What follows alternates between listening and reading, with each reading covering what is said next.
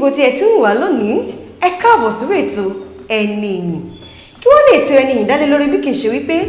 lórí ètò yìí náà ni a ó ti máa ṣàgbéyẹ̀wò lórí àwọn èèyàn tó jẹ́ wípé wọ́n ti ṣiṣẹ́ jìṣẹ́ jìyà nílé ayé kí wọ́n bá lè jẹ́ ènìyàn pàtàkì láwùjọ wa àwọn náà sì ni àwọn èèyàn tí a pè ní ẹni ìyìn wọ̀nyí sì ni ìpele wọn àwọn èèyàn bíi ọbaládé tó mọ yáyì láwùjọ olóṣèlú tó mọ yáyì àti àwọn oníṣòwò tó mọ yáyì a ó sì máa lọ pàdé wọn a ó máa béèrè ìbéèrè ọlọ́kan òjọ̀kan lọ́wọ́ wọn kí wọ́n lè sọ ìtàn ọlá wọn fún wa àtàwọn ọ̀nà tí wọ́n gbégbà tí wọ́n fi di ènìyàn pàtàkì àti ẹni ìyìn láwùjọ ẹni ìyìn tí a mú wá fún yín lónìí olóṣèlú ni wọ́n sì ṣojú ṣòfin nípínlẹ̀ Èkó fódìdọdún 8 gbáko Ẹ̀pẹ́ constituency 2 orúkọ wọn ni Honourable Ṣẹ́gun Olúládé tí gbogbo àwọn èèyàn mọ̀ sí Elénìyàn àwọn náà ni a ó máa pàdé ní ọ̀sẹ̀ yìí wọn yóò sì sọ ìtàn ìgbésí ayé wọn fún wa àti ọ̀nà tí wọ́n gbégbà tí wọ́n fi di ẹni ìyìn láwùjọ ẹ jọ̀wọ́ ẹ jẹ́ kí a lọ pàdé wọn Tèmítáyọ̀ Mọ̀nàbọ́ládé ló mú wá fún yín lórí ètò ẹni ìyìn à ń bọ̀.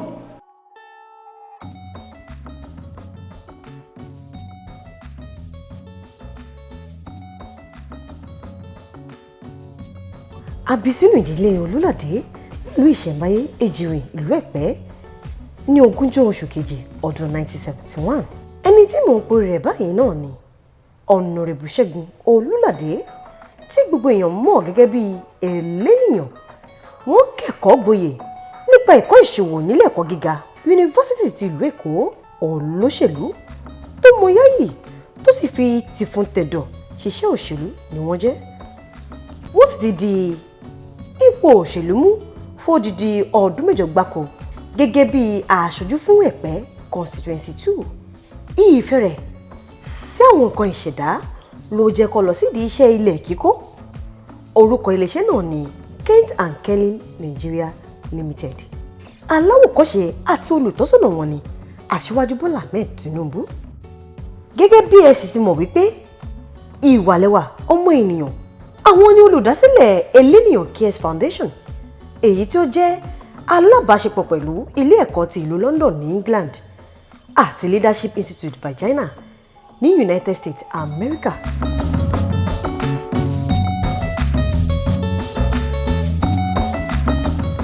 bẹ̀rẹ̀ sí ń ṣiṣẹ́ pẹ̀lú ìjọba ní Lagos State Ministry of Education Inspectorate Department gẹ́gẹ́ bí akọ̀wé a ṣe yẹn títí ibi tá a ti ń ṣe akọ̀wé yẹn mo máa wá ń kọ àwọn nǹkan tí olóyìnbó máa ń pè ní article sínú àwọn newspaper lọ́dún náà lọ́hùn so ni ọ̀gá mi máa wá ń ka àwọn article tí mo bá ń kọ so ó wá di ní ọdún kan ó wá decide pé ó máa HOP owó mi so ó máa seize owó mi ló ń jẹ́ bẹ́ẹ̀ so owó oṣù mi tó bá ti parí oṣù wọn á seize ẹ̀ wọ́n á wá yọ nínú ẹ̀ wọ́n á kó yòókù fún mi pé eléyìí àwọn máa bẹ́ẹ̀ tọ́jú ẹ̀ títí tí mo fi open bank account the first bank account ma open ilé-iṣẹ́ Wema Bank tó wà ní Maryland yẹn mo ti open ẹ̀ that was in 1990 I think that should be in 1992 or 93 torí ń gbà yẹn ní ilé-iṣẹ́ ìjọba ọwọ́ la máa fi lọ gba owó oṣù wa ní ìpínlẹ̀ Èkó bí a dẹ̀ dúpẹ́ lọ́wọ́ Ọlọ́run pé àwa ṣe JAMB wọ́n mú wa ní ilé-ìwé gíga yunifásitì ti ìpínlẹ̀ Èkó Lagos State University ní 1995 títí dé 1999 mo lọ ka ètò economics ètò ìṣúná àbẹ̀yẹ ló máa ń gbà yẹn so a lọ ṣe yẹn ní ilé-ìwé yunifásitì a dẹ̀ dúpẹ́ pé a jáwé olúborí pẹ̀lú àwọn tó gba bó jẹ́ pé a pẹ́ ń lé bẹ́ẹ̀ náà láti gba 2-1 jáde ní economics ní ilé-ìwé yunifásitì a ṣẹ̀ṣẹ̀ tó wá lọ serve ní ìlú Òkè Ọya lọ́hùn ní Plateau State mo ti staff mo lọ sí ìjọba ní Plateau State a dẹ̀ ṣetán nígbà tá à ń sí ìjọba báǹkì ni wọ́n ti ní ká ti lọ sí ìjọba ń bẹ̀ tó ń ṣe UBA Bank so nígbà tó ń ṣetán wọ́n tún dá wa dúró pé ká sì máa bá wọn ṣiṣẹ́ díẹ̀ kó tó di pé rògbòdìyàn ti ìlú Jos ṣẹlẹ̀ gbà yẹn ìyẹn ló tún wá dá padà wá s'Èkó.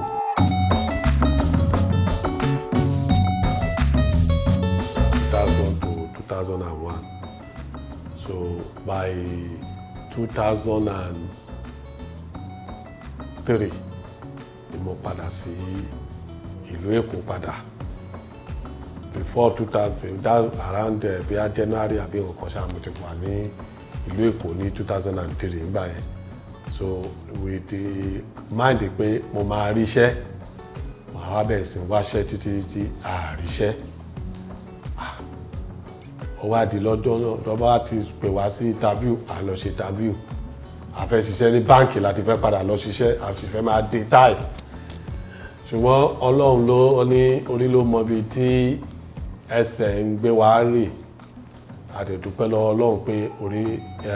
ẹsẹ̀ wa ó gbé wa rè ibi tó dáa. Torí lọ́dún náà lọ́hùn ṣe ni mo padà bọ̀ láti báǹkì ibi tí mo ti lọ ṣe interview. Àwa tí wọ́n mú tó ṣẹ́kù wọ́n fẹ́ mú èèyàn mẹ́ta, àwa tá lọ ṣe exam alẹ́ lẹ́gbẹ̀rún 2. Wọ́n tún wá já wa títí kó èèyàn 5. Wọ́n wá pe àwa 5 yẹn pé èèyàn 3 dẹ̀ lọ fẹ́ mú. Orúkọ mi dẹ̀ wà ní orúkọ ẹlẹ́ẹ̀kejì tó jẹ́ number 2. So àwa lọ ṣe interview yẹn. Ibi tá ti ń ṣe interview wọ́n wá béèrè lọ́wọ́ mi pé ta ló tiẹ̀ mọ̀ tó lè gbé owó wọ ilé ìfowópamọ́sí ti báǹkì wọn. Mo forúkọ pé báǹkì náà láṣìírí torí báǹkì yẹn kò tiẹ̀ ṣiṣẹ́ mọ́ sìn. Torí náà mo wá dárúkọ àwọn èèyàn tí mo mọ̀. Mo dárúkọ Aṣíwájú Bọ́lá Ahmed Tinubu, mo dárúkọ Ọ̀gbẹ́ni Rauf Arẹ́gbẹ́ṣọlá, mo wá dárúkọ retired Major General jàre tó jẹ́ ọ̀gá àwọn army lórí ọ̀rọ̀ ìṣúná owó, dáfà ló máa ń pè wọ́n. So ọ̀gá yẹn ló jẹ́ ọ̀gá pátápátá, ó dẹ̀ jẹ́ nìkan tó yẹ kó nífẹ̀ẹ́ sí mi gidi gan. Àgbàlagbà ni wọ́n, ṣùgbọ́n wọ́n mú mi gẹ́gẹ́ bí ọmọ. So nígbà tí mo dárúkọ ọ̀gá yẹn wọ́n tìkẹ̀. Nígbà tí mo dárúkọ Ọ̀gbẹ́ni Rauf Arẹ́gbẹ́ṣọlá, wọ́n ní ìyẹn kọmíṣánná nìyẹn gbà yẹn, kò tí ì di gọ́vùnà. Wọ́n wá ní ẹni kẹta máa ní gọ́vùnà ìlú Èkó gangan, bó ṣe lé mi jáde nìyẹn o. Wọ́n bá ní tí wọ́n bá mọ gọ́vùnà Èkó, ìwọ náà wàá máa jókòó síbí wípé ò wáṣẹ́. Bó ṣe di wípé ìbànújẹ́ yẹn torí látọwọ́ àárọ̀ ni mo ti débẹ̀, orúkọ tó dá wa lóhùn lọ sí nǹkan bí aago 4. A dẹ̀ ti dé táì white dẹ̀ láwọ̀, gbogbo ìyẹn náà ti di pípọ́n mọ́ wa lọ́wọ́. So àwa bẹ̀rẹ̀ sí ń rìn, mo ṣe bẹ̀rẹ̀ sí ń rìn láti VI títí lọ sí Ọbalẹ́ndé kí tó lọ wọ bọ́ọ̀sì tó ń lọ sí Ìkòròdú torí pé kò tẹ̀ sí owó tó máa gbé mi délé padà mọ́.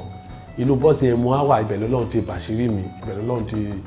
sọ gbogbo ẹ̀dẹ̀rọ̀ fún mi. Torí inú bọ́ọ̀sì yẹn ni mo wà tí mo fi rí pé gbogbo àwọn tó wà ní hold up wá mú rẹpẹtẹ, ilẹ̀ pọ̀ rẹpẹtẹ lójú títì. Wọ́n wá ń sọ̀rọ̀ ilẹ̀ pé ilẹ̀ ló pọ̀ lẹ̀ yìí, ìjọba ò ṣe dáadáa, kìnní kan ò ṣe kìnní, oníkálùkù bẹ́ẹ̀ sì ń ṣe complain tiẹ̀. Ibẹ̀ nínú tó bá jẹ́ bẹ́ẹ̀ ní ilé ìjọsìn tí mo lọ níjọ́ Sunday torí mo fẹ́ lọ ṣe interview níjọ́ Monday. So mo lọ ilé ìjọsìn, mo lọ gbàdúrà pé Ọlọ́run jẹ́ kí Ọlọ́run dẹ̀ gbàdúrà mi, bọ̀tọ̀ ọ̀nà bí tí mo fojú sí kọ́ lọ́lọ́run gbà. Torí ọ̀rọ̀ báǹkì yẹn lèmi torí ẹ̀ ń ṣe àdúrà pé Ọlọ́run interview tí mo fẹ́ lọ lọ́la kọ́ Ọlọ́run jẹ́ kí ó ṣeé ṣe. But nígbà tí Ọlọ́run dẹ̀ máa ṣámí sí ọ̀nà bòmíì ni. Nígbà tí gbogbo yẹn wá bẹ̀rẹ̀ sí ń sọ̀rọ̀ nínú mọ́tò yẹn, oníkálùkù bẹ̀rẹ̀ sí ń bújọba, wọ́n bẹ̀rẹ̀ sí ń complain. Wọ́n máa ní nǹkan tí complain làwọn ń rí, owó lèmi ń rí nínú ilẹ̀. Pé tí bá bẹ̀rẹ̀ sí ń kólẹ̀ yìí màmá máa ní owó. Iṣẹ́ tí mo fi ń wá iṣẹ́ kiri, a dẹ̀ dúpẹ́ lọ́wọ́ Ọlọ́run, a bẹ̀rẹ̀ sí ń kó títí tó fi recognize wa. Táà náà ti bẹni tó ń ṣe iṣẹ́ PSP, tá bẹ̀rẹ̀ sí ń ra mọ́tò, tá bẹ̀rẹ̀ sí ń gbàyàn, àgbà graduate, àgbà oríṣiríṣi sínú iṣẹ́ PSP. Ibẹ̀ náà la ṣe títí ká tó lọ sọ pé a fẹ́ díje ní ọdún 2007.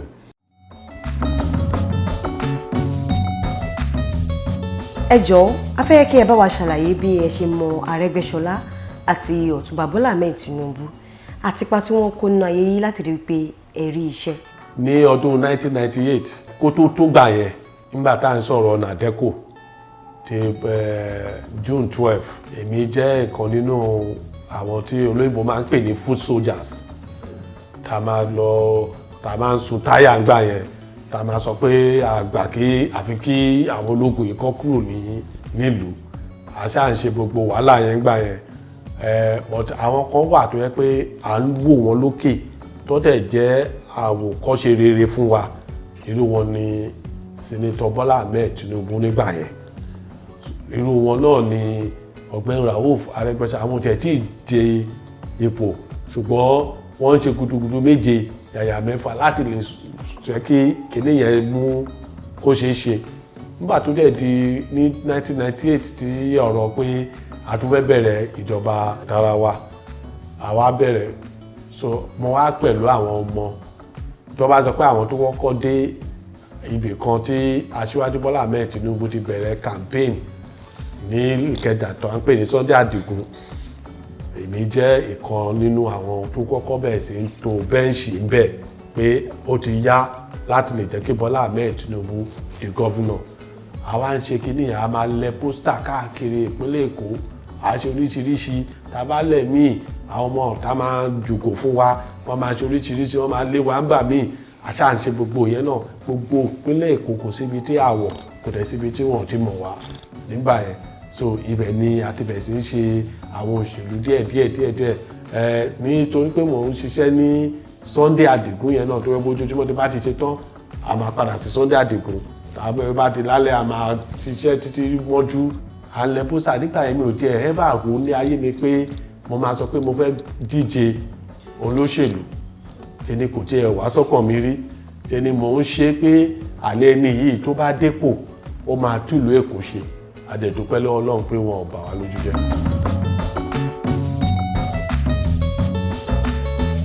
ìrìn àjò tí ẹ fi di ẹni tí ó ṣiṣẹ́ ìkódọ̀tí ìyún lọ́mà báwo gangan ló ṣe bẹ̀rẹ̀? ìrìn àjò yẹn kì í ṣe ìrìn àjò tó tí olóyìnbó máa ń pè ní tó wà palatable ṣùgbọ́n ìrìn àjò tí Ọlọ́run kọ fún wa pé a máa gbàbẹ̀ dẹni yìí ni ẹ ta máa gbàbẹ̀ dẹni ńlá òun ní ibẹ̀ yẹn torí pé kí ni èmi ọ̀hún yìí màá bọ́ sẹ́yìn bó tiẹ̀ ti jẹ́ wípé mo ti jẹ́ graduate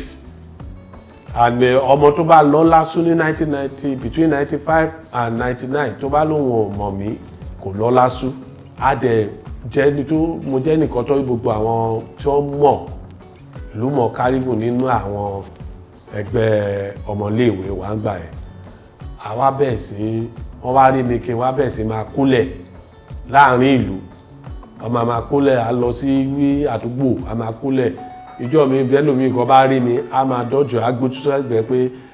bọ̀bọ́ yẹn ó ti dá fún ká má sọ̀kan yòókù pé tó lọ ń ṣiṣẹ́ ìdọ̀tí tó lọ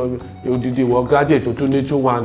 pé ẹ wá máa wo iṣẹ́ tó lọ ń fi graduate àti 2-1 ẹ̀ ṣe ṣùgbọ́n ìdí iṣẹ́ yẹn náà la bá ṣe títí tó lọ fi bẹ̀rẹ̀ sí ń ṣe àmì pé ó yá ìwọ náà wá lọ jẹ ibẹ̀ mo ti.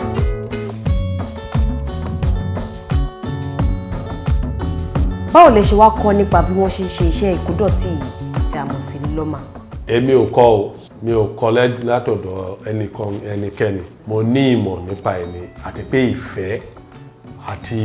òye tọ́lọ́run fún mi pé kí ni mo lè ṣe fún ìlú mi kí ni mo lè ṣe fún àdúgbò mi torí bí volunteer la fi ṣe níbẹ̀rẹ̀ Ọlọ́run tẹ̀kọ̀ bá wa ṣàmì sí ni so kì í ṣe wípé bóyá mo lọ kọ́ṣẹ́ bó ṣe ń kólẹ̀ ní ìkọ́lẹ́ níwẹ̀ but ibi ṣe pé kéèyàn sọ pé ká volunteer láti ṣe nǹkan ká fi túlù ṣe.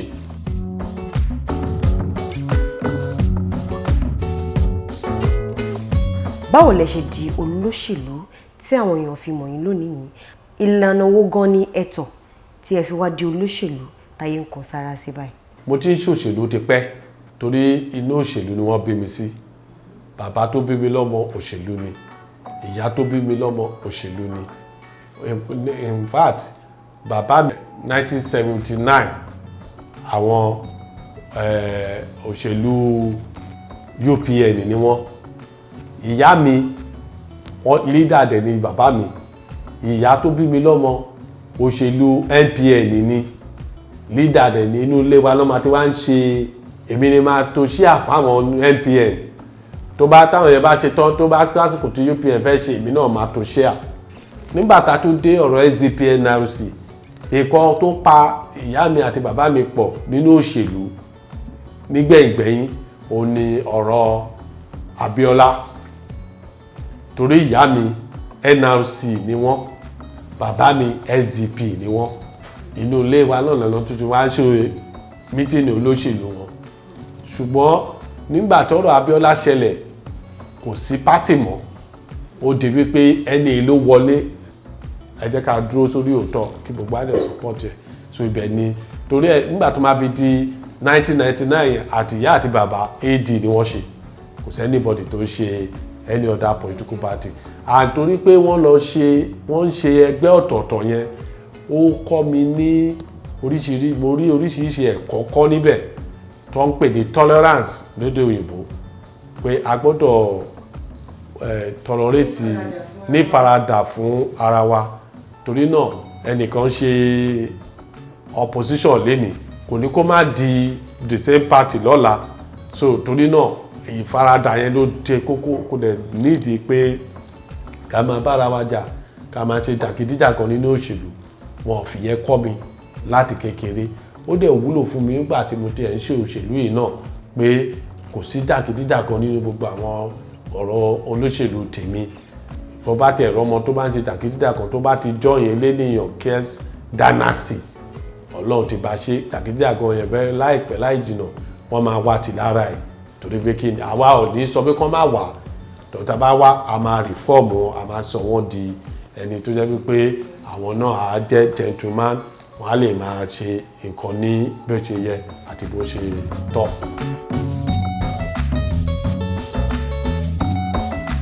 ìrìn àjò yìí gẹ́gẹ́ bí ọ̀kan lára àwọn ọmọ ẹgbẹ́ aṣojú-ṣòfin ní ìpínlẹ̀ Èkó ìyún Lagos State Legislative Council báwo ni ó ṣe bẹ̀rẹ̀? A dúpẹ́ lọ́wọ́ Ọlọ́run pé nígbà tí ó tásìkò láti sin àwọn ìlú Ẹ̀pẹ́ constituency 2 ní 2007 a gbìyànjú bọ̀tọ́lọ́run lásìkò tí ìtò gbàtọ́lọ́run lásìkò tó ní 2011 a ṣe àdẹ̀dúpẹ́ lè ní pé gbogbo ìgbà tí bá ń bojú wẹ̀yìn inú èmi kan fara mi máa ń dùn pé mi ò dojú ti ẹbí mi ò dojú ti ará mi ì dẹ̀ dojú ti àwọn tí wọ́n rán mi níṣẹ́ yẹn torí náà oríṣiríṣi nǹkan la ṣe tí ọ̀n tiẹ̀ tí ì ṣeré nínú iṣẹ́ olóṣèlú bàbá sọ̀rọ̀ pé ta ni tí wọ́n kọ́ fi èdè abínibí ló fi dábàá nílé ìgbìmọ̀ aṣòfin èmi ní ẹni àkọ́kọ́ tó kọ́kọ́ ṣe ní èdè abínibí ní gbogbo Nàìjíríà pé wọ́n máa kọ́kọ́ ṣe pé ká ṣe èdè abínibí láti fi dábàá kan àbá tí mo dẹ̀ fi dá Ọlọ́run gbà wọlé lénìí ó ti di òfin nípínlẹ̀ Èkó àbá la fi dáńgbà yẹn nígbà tó tún yá àwọn kan náà tún gbé láti orí àbá yẹn wọ́n sọ di òfin irú Honorable Lanre Ògúnyẹmí ni wọ́n jẹ́ chairman wọn tí wọ́n sọ di òfin lẹ́yìn tàbí àwa náà dẹ̀ wà nínú ìgbìmọ̀ inú ilé tàbí iṣẹ́ di òfin àdẹ̀dúpẹ́ lọ́wọ́ Ọlọ́run oríṣiríṣi kìíní ayọ̀bádẹ́ sọ ọ̀rọ̀ àmì ẹ̀yẹ lóríṣiríṣi tá a ti gbà ó ti lé ní 100 àmì ẹ̀yẹ káàkiri àti ní Nàìjíríà àti ní ìlú òyìnbó àti ní ìlú even ládùúgbò mi nílùú Ẹ̀pẹ́ àti nílùú Áfíríkà gbogbo ibẹ̀ náà ni Ọlọ́run ti sọ pé kí wọ́n kà wá yẹ ẹni tí wọ́n máa fún ní àmì ẹ̀yẹ àdẹ̀dúpẹ́ lọ́wọ́ Ọlọ́run tẹ́lẹ̀ ládùúgbò wa ní Ẹ̀pẹ́ constituency 2 a máa ń pín ni tí àdúgbò kan bá lo tiẹ̀ tán á bọ́ sí àdúgbò kejì ìlú méjìdínláàádọ́rin 68 communities ló wà ní constituency ibẹ̀ yẹn ní gbogbo communities yẹn ló máa ń pín kinní yẹn láàrin ara wọn kó má bàa fàjà nígbà tẹ́mi débẹ̀ tí mo wá ṣe ọdún 4 tán àwọn àgbààgbà ìlú wọ́n dìde wọ́n pé irú ilé ìtọ́mọdé yìí ṣe àti ìrírú ẹ̀rí ẹ jẹ́ ká fún láyè láti ṣe sí mo dẹ̀ dúpẹ́ lọ́wọ́ wọn pé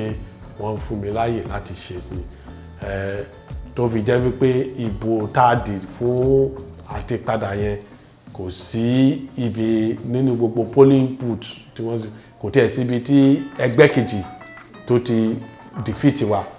gbogbo ibi tí wọ́n ti dìbò pátápátá ni wọ́n sọ pé eléníyàn làwọn fẹ́ àfihàn náà dúpẹ́ lọ́wọ́ lọ. gbogbo nǹkan tá a ṣe ó pọ̀ rẹpẹtẹ alẹ́ àwọn ọmọ kan tá à ń pè ní eléníyàn ambassador ọmọkọ́mọ tó bá wà ní iléèwé ẹ̀tàléníọgbọ̀n that's 33 primary schools ló wà ní constituency yẹn ọmọkọ́mọ tó bá ti pé pò kíní tó gbé pò kejì tó gbé pò kẹta ó ti mọ̀ pé tó bá ti parí ọdún eléníyàn máa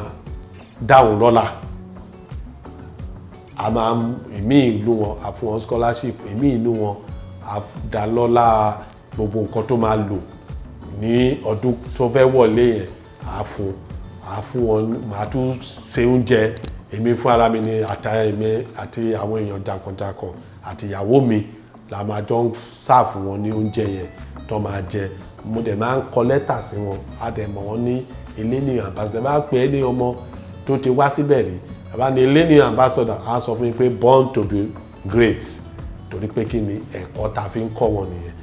a dẹ̀ ń ṣe pé ọmọ tó bá ti fọ́ọ̀lù sí kàtígórì yẹn kò ní lè wọlé láti lè wàá bá wa jẹun àti bá àwọn ọlọ́lá tá a máa ń pè sí àpèjẹ yẹn wọn ní lè wá síbẹ̀ a sì yẹn lọ́tọ̀ a ti ṣe mega empowerment tó lóyìnbó ń pè ní mega empowerment fún more than 3,000 artisans àtàwọn physically challenged àtàwọn oníṣẹ́ ọwọ́ oríṣiríṣi àtàwọn arúgbó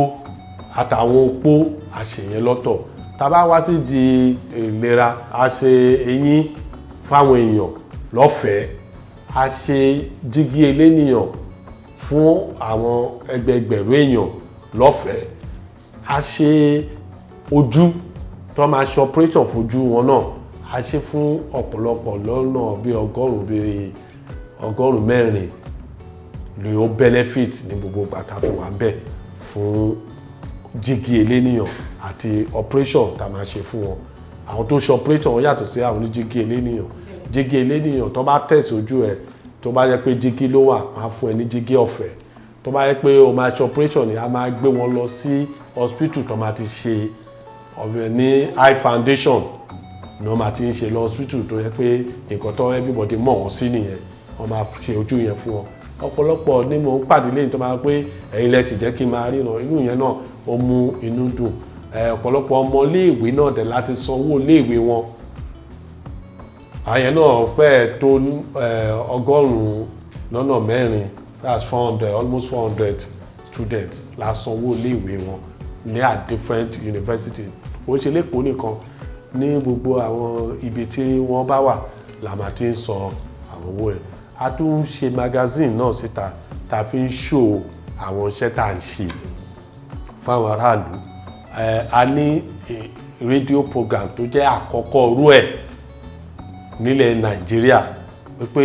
ọmọ ilé ìgbìmọ̀ aṣòfin kọ̀ọ̀kan máa lè ṣe rédíò program láti lè máa fi bá àwọn ará tóun ṣojú fún àtàwọn aráàlú sọ bí ìjọba yẹn ṣe ń lọ tádẹ ń lọ síbẹ̀ ní gbogbo ìgbà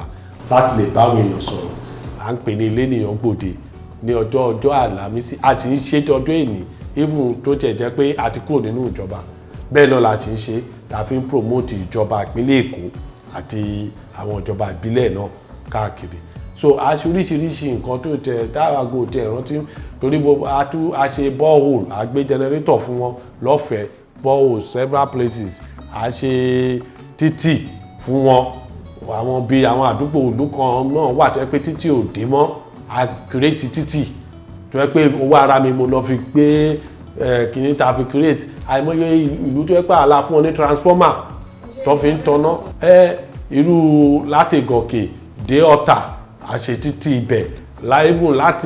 láti Àgbọ̀wá lọ sínú Ìkòsì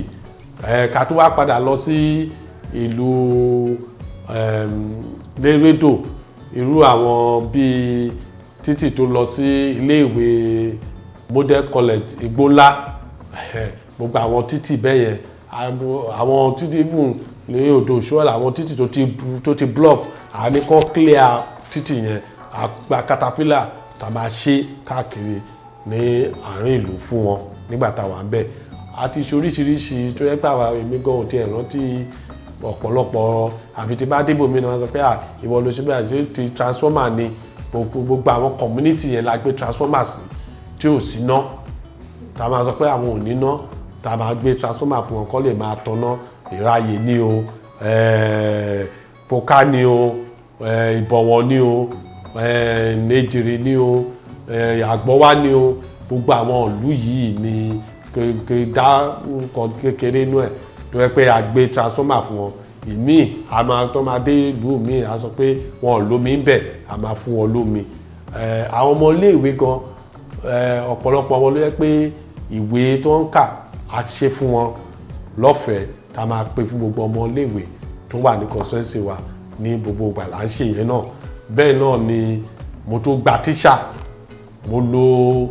ọdún méje nínú ọdún mẹ́jọ yẹn ni mo fi ń sanwó tíṣà lọ́fẹ̀ẹ́ sáwọn public school láti lè support iṣẹ́ tí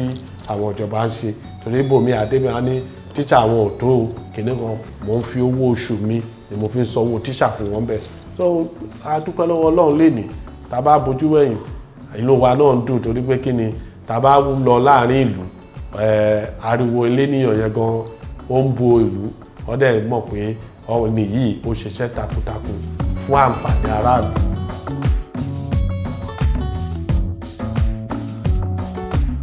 kí wàá ní nǹkan tí ẹ rí tí ẹ fi sọ wípé ó jẹ́ kí wọ́n máa fi èdè Yorùbá máa fi kọ́ àwọn ọmọ wa ní ilé ìwé yálà alákọ̀ọ́bẹ̀rẹ̀ ni àbí ti girama ẹ ti dálábàá rí pé kí wọ́n máa fi èdè Yorùbá kó máa fi kọ́ àwọn ọmọ wa. ohun tá a rò òun ni wípé èdè abínibí wa ó ti ń di nǹkan tó yẹ pé a kì í sọ mọ́ ó dẹ̀ ti Yorùbá ti ń di nǹkan tó ń fẹ́ lọ sí ibi ìgbàgbé láti rò wípé tá a bá bẹ̀rẹ̀ sí kọ́ àwọn ọmọ wa láti kékeré nípa bó ṣe ń sọ èdè Yorùbá a máa pàdánù èdè yìí torí ẹ̀ náà la ṣe bẹ̀rẹ̀ ètò abínibí pé kí wọ́n máa sọ èdè abínibí wa àtẹ̀sí ń pò mọ́tò oríṣiríṣi àṣà àti ìṣe náà ní àárín ìlú láti lè jẹ́ kí everybody mọ̀ wípé èdè wa àṣà wa ìṣe wa ó jẹ́ ohun pàtàkì ká gbọ́dọ̀ kọ́ àwọn ọmọ wa nílé. ẹ̀yin náà ni ẹ tún dálábàá nínú ilé ìgbìmọ̀ aṣòfin ẹni pé kí wọ́n ya ère Fẹlá Aníkúlápó Kútì. mo dábàá yẹn torí pé tẹ bá wo orin tí Fẹlá tí wọ́n kọ ṣe ló dàbí ìránṣẹ́ Ọlọ́run tọ́lọ́run rán wa àwọn orin tó kọ tẹ bá fetí balẹ̀ tẹ́tẹ́ wo nǹkan tó ń ṣẹlẹ̀ lọ́jọ́ ìní gbogbo ẹ̀ gan ni ó ti fi kọrin sẹ́yìn kò tí ì change so mo á wò wípé ọkùnrin yóò gbọ́dọ̀ kàn kú bẹ́ẹ̀ ká dẹ̀ má gbúrò ẹ̀ mọ́ yẹn mo fi dábàá ńgbà yẹn náà pé kí ni o kí wọ́n immortalize Fẹlá Aníkúlápó Kútì tó bá jẹ́ nǹkan kan tó dùn mí tí mi ò àbá kan tó dùn mí jù tí mo ò dá kí tó kúrò ní ilé ìgbìmọ̀ aṣòfin òun ni àbá ti Alhaji Síkírù Àyìndé Barrister tí mo dábàá pé kí ìlú Èkó kí wọ́n immortalize ẹ̀ mo dẹ̀ ti ń bá àwọn ẹgbẹ́ mi tí wọ́n wà nílé ìgbìmọ̀ aṣòfin sọ̀rọ̀ nísìnyí pé kí wọ́n kẹ́nìkan tiẹ̀ dìde kó dábàá yẹn ẹni tèmi àti ẹ̀ tó wá jọ sọ kọ́lọ́ba mi fọ̀rùn kẹ́hùn náà tó tiẹ̀ ti gbà pé òun gbọ́dọ̀ ṣe òun ni Honorable Túndé Buraimoh kọ́lọ́ba fọ̀rùn kẹ́hùn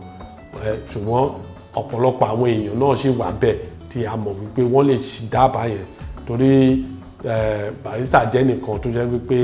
àwọn orin tí wọ́n kọ sílẹ̀ bíi pé àwọn náà rí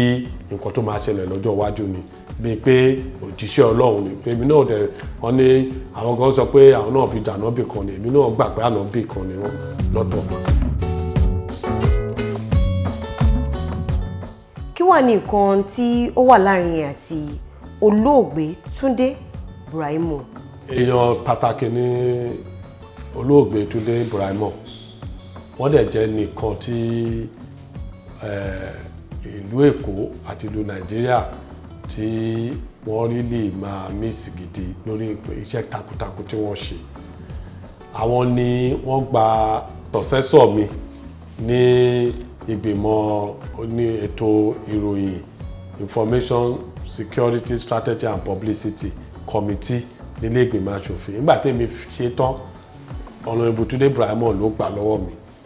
táwọn náà bẹ̀rẹ̀ láti ibi tí a bá dé. Ó jẹ́ nìkan tó yẹ pé àjọ máa ń ṣe ọ̀rọ̀ lóríṣiríṣi, wọ́n dẹ̀ máa ń fún mi ní ìmọ̀ràn lóríṣiríṣi nípa ilé ayé. Ó dẹ̀ jẹ́ níta alábàálò mi gidi ni. Kọ́yọ̀ Ọlọ́run ọba kọ́lọ́run bá ń fi ọ̀run kẹ́ wọn, kọ́lọ́run bá ń rí dẹ̀lẹ̀ fún wọn. Àwọn ọmọ wọn àti ẹbí tí wọ́n fi sílẹ̀ náà kí Ọlọ́run ọba kó bá wa tọ́jú wọn.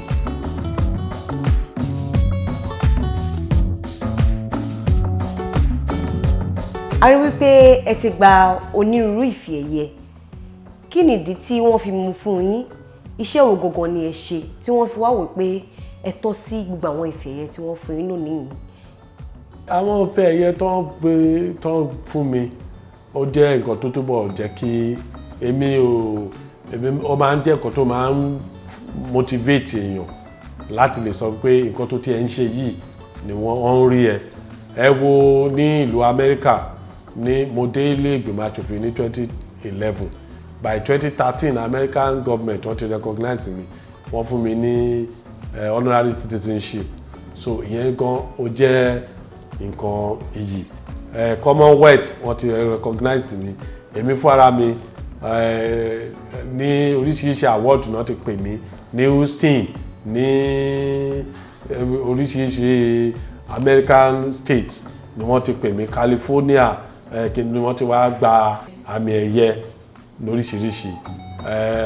Tó yẹ pé ibi tá tẹ kó sí gan, ẹ bá rí ibi tó kó ibi tá kó sí gan, ó kàn akọ̀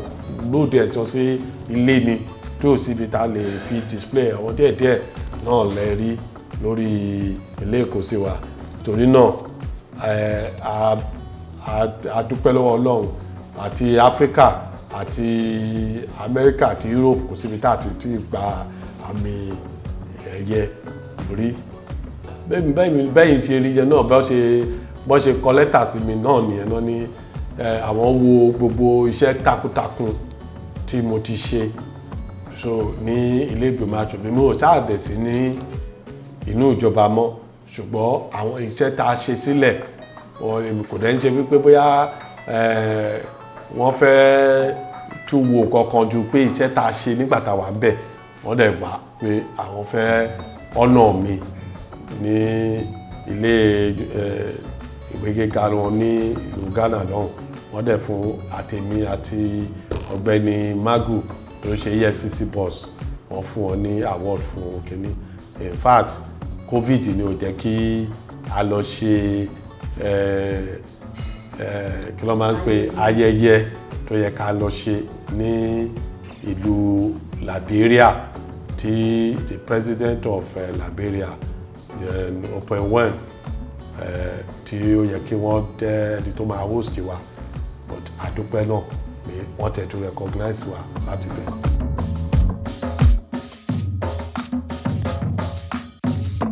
Oyè pọ̀ o, kì í ṣe amúlùdùn nìkan o.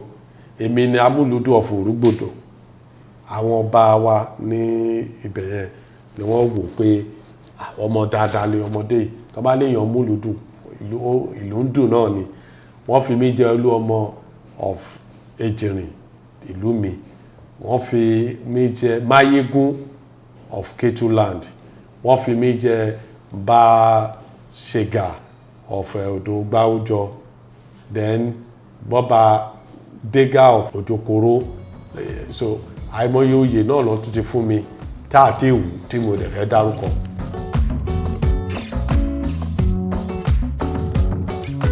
Ẹ mọ̀ pé mi ò sí nínú ìjọba mọ́, ṣùgbọ́n bẹ́ẹ̀ ni mo kó ipa ribiribi láti lè jẹ́ kí àwọn tó jẹ́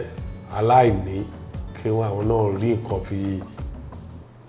mọ́ra dúró ní ìgbà yẹn. A dẹ̀ ṣètò lóríṣiríṣi bó dẹ̀ yẹ pé a lè sọ torí àwọn nǹkan tá a ṣe ọdọọdún pé ọdún ìta ṣiṣẹ́ ọjọ́ ìbí mi la máa ń lọ sí orphanage home la máa lọ ń ṣe oríṣiríṣi fún wọn náà bẹ́ẹ̀ láti lè jẹ́ kí wọ́n lè máa tọ́jú àwọn ọmọ tí ò ní ìyá tó ní bàbá. Gbogbo yẹn náà là ń ṣe regularly.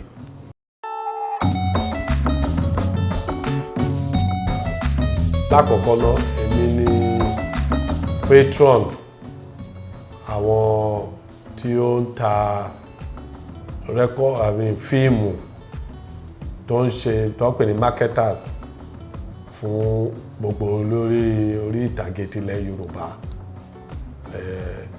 Èmi ni patron wọn torí náà mo ní àjọṣepọ̀ tó dánmọ́rán pẹ̀lú àwọn eléré orí ìtàgé. Ọ̀pọ̀lọpọ̀ wọn náà ló jẹ́ wípé a ní láti máa ṣe ìrànlọ́wọ́ kan àfi kejì fún adẹ̀ láti máa gbé wọn lárugẹ láti lè jẹ́ kí àwọn náà kí wọ́n di ẹni ńlá láwùjọ.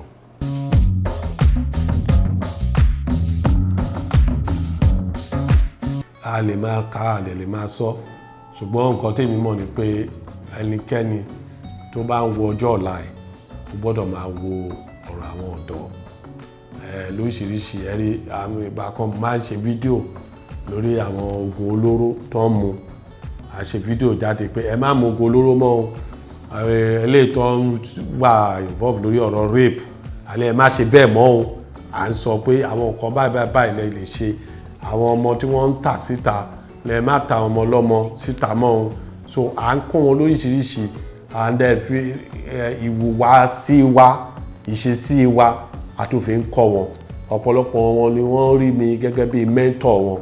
tí a dẹ̀ ń guide láti lè ensure pé àwọn náà wọn ò dèrè àwọn náà jẹ́ èèyàn pàtàkì láwùjọ torí pé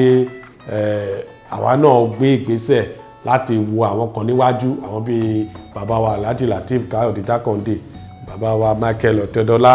bàbá wa Aṣíwájú Bọ́lá Ahmed Tinubu. Àwọn bẹ́ẹ̀ náà làwa náà wò tá a sọ pé àwa náà fẹ́ dàbí àwọn lè. Torí náà tí àwọn ọmọ tó ń bọ̀ lẹ́yìn wa tó bá lè wò wá kí wọ́n sọ pé àwọn náà fẹ́ dàbí then àti lose àti kùnà lórí ìṣe wa àti responsibility wa láti lè jẹ́ kí àwọn ọ̀dọ́ yìí kí wọ́n lè mọ ibi tí ọ̀nà tó yẹ kí wọ́n tọ̀ àti bó ṣe lè dé ibi gíga nígbésí ayé wọn. Torí náà ní tèmi ọ̀rọ̀ ọ̀dọ́ ó jẹ́ pàtàkì fún mi. Mo ti ṣe oríṣiríṣi foundation wa lórí ọ̀dọ́ ló dálé lórí. Torí náà foundation yẹn ó dẹ̀ ti rọ́pọ̀lọpọ̀ wọn. Ìmíì lọ sí Amẹ́ríkà, ìmíì lọ sí Europe, ìmíì lọ sí UK lénìí tó yẹ pé Ghana nǹkan oríṣiríṣi training láti kọ́ wọn lọ láti lọ ṣe tó dẹ̀ ń ṣe dáadáa lójú ìní. Ìmíì local training náà ni wọ́n ní. A dẹ̀ dúpẹ́ lọ́wọ́ náà pé a lè bójú wẹ̀yìn ká sọ wípé tó bá jẹ́ lọ́rọ̀ ọ̀dọ́ o àti gbìyànjú. And lẹ́nu ọjọ́ mẹ́ta yìí mo wọ shopping mall kan. Ọ̀dọ́ kan wá pàdé mi lọ ní nǹkan tí bá fẹ́ kí n ra gbogbo nǹkan tó bá wù mí nínú shopping mall yẹn. Ibo mo ti mọ̀ ẹ́ rí ẹ̀yin lẹ sanwó iléèwé mi. Àwọn nǹkan tó jẹ́ ohun ìwúrí fáwa nìyẹn. Torí náà ẹ jẹ́ kí gbogbo wa ká máa ṣe dáadáa.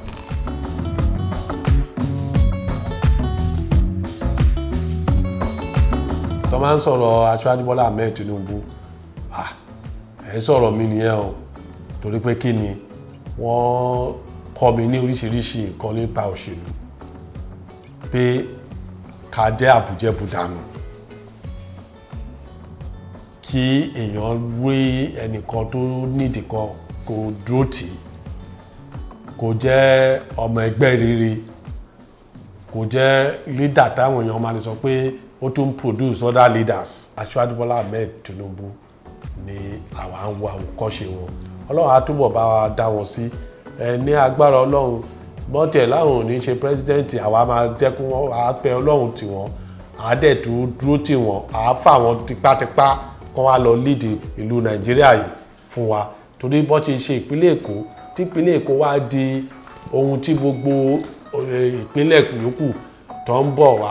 forí balẹ̀ fún tí àwọn orílẹ̀-èdè míì kan forí balẹ̀ fún ìpínlẹ̀ Èkó a gbọ́dọ̀ jẹ́ kí ìlú Nàìjíríà náà kó dàgbà sókè kó dẹ̀ ju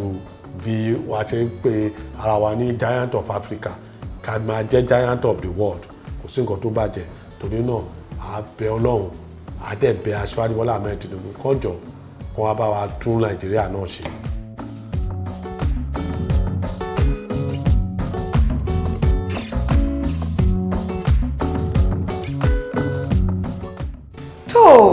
ẹ̀yin náà ti lọ pàdé wọn ẹ sì rí àwọn ìdí pàtàkì tí wọ́n fi jẹ́ ẹni ìyìn láwùjọ wa.